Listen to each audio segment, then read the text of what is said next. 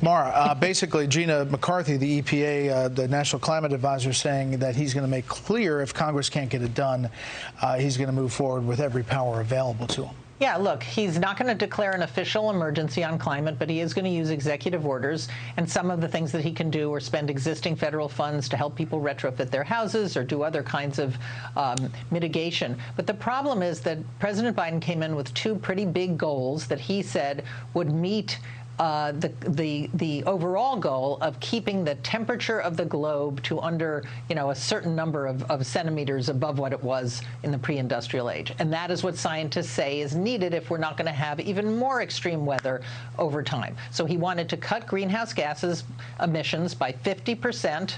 Based on 2005 levels by 2030. He also wanted to make sure that half the number of vehicles sold in the U.S. by 2030 are electric vehicles. He's not going to be able to do that without legislation, and that's the bind that he's in right now. Joe Manchin pretty much killed the climate change portions of the Build Back Better bill, and all he can do now is executive orders, and as we've learned from every single president, executive orders are not only temporary, but they don't pack the punch of legislation. Yeah, Ben, in the middle of this presentation today in Massachusetts, there was something that really raised some eyebrows. This story that the president told, take a listen to it, from Delaware. And guess what? The first frost, you know what was happening? It had to put on their windshield wipers to get literally the oil slick off the window. That's why I and so damn many other people I grew up have cancer, and why can't for the longest time Delaware had the highest cancer rate in the nation. Well, for a long time on social media, everybody said, wait a second, did he just say he has cancer?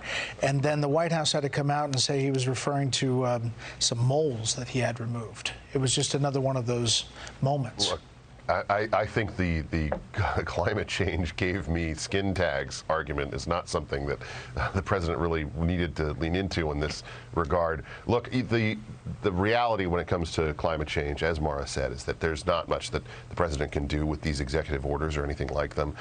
But this was another example, I think, of how this White House and this president are simply not capable of doing anything to meet the moment in a way that is going to satisfy either their base or the American people. At the end of the day, when it comes to climate, the answer to this is to lean away from coal, to lean into natural gas, to allow for cleaner emissions in ways that we've seen proven to be supported by the science, and frankly encourage nuclear power. These are all things that we can do. Unfortunately, I think this White House is really caught in a bind, and they're not going to be able to make anybody happy with this. They're not going to satisfy the needs of the moment when it comes to the science, or the needs of their politics when it comes to their party.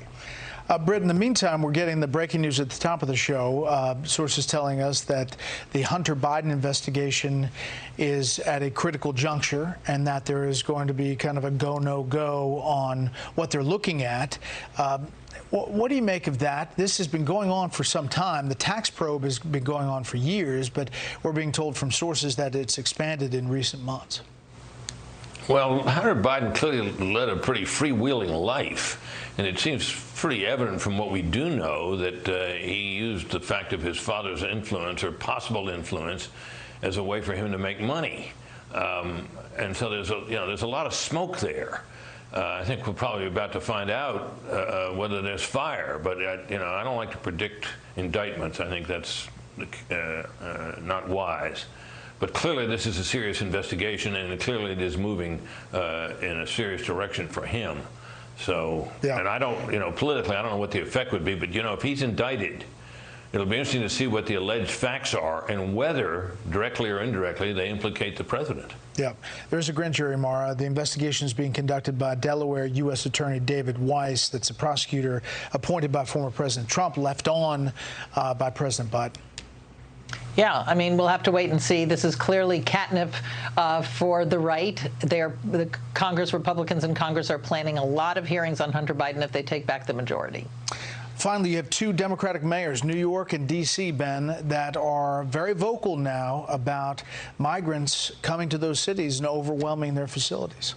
you know, I understand why the mayors are responding this way, but the simple fact is that these migrants are a problem that is not really kept at the southern border anyway. They are people who are going across this country and that are, you know, essentially spreading the consequences of a border policy that is completely out of control all across the country. And the governors of these states, you know, have obviously made the decision to try to make political hay out of that by putting this in front of politicians and in front of the media in ways that are unavoidable and have to be addressed. And I think that it's actually making a significant mark and having success from their perspective. It's just not good policy, obviously, to have the border acting this way.